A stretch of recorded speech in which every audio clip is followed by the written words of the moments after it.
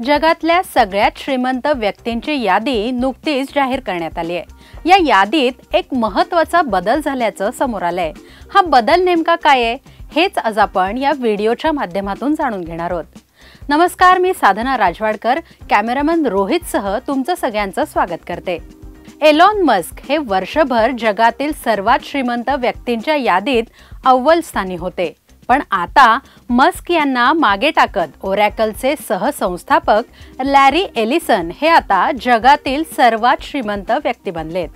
Bloomberg इंडेक्सनुसार American वेळेनुसार 10 सप्टेंबरला Larry Allison यांची संपत्ती $393 बिलियन तर मस्क यांची संपत्ती $385 बिलियन इतकी होती। गेल्या 3 महिन्यांमध्ये ओरॅकल कॉर्पच्या शेअर्समध्ये प्रचंड वाढ झाली। त्यामुळे लॅरी एलिसन काही मिनिटांसाठी का होईना जगातील सर्वात श्रीमंत व्यक्तींच्या यादीत अव्वल स्थानावर पोहोचले।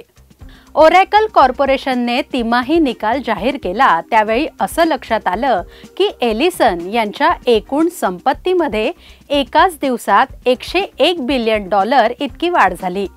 81 वर्षीय एलिसन ओरॅकलचे अध्यक्ष आणि मुख्य तंत्रज्ञान अधिकारी आहेत।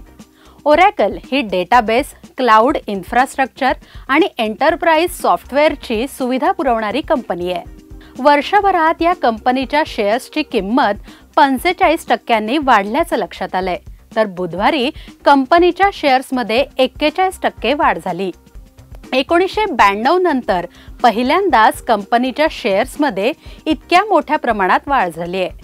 कधी काळी डोनाल्ड ट्रम्प यांचे निकटवर्तीय म्हणून मिरवणारे मस्क सगळ्यात आधी 2021 मध्ये जगातील सर्वात श्रीमंत व्यक्ती बनले। मस्क यांना अमेझॉनचे जेफ बेझोस आणि LVMHचे बर्नार्ड अर्नॉल्ट यांनी काही वेळा मागे टाकलं, पण पुन्हा मस्क श्रीमंतांच्या यादीत पहिल्या क्रमांकावर पोहोचले। लॅरी एलिसन यांनी आता त्यांना मागे टाकलंय।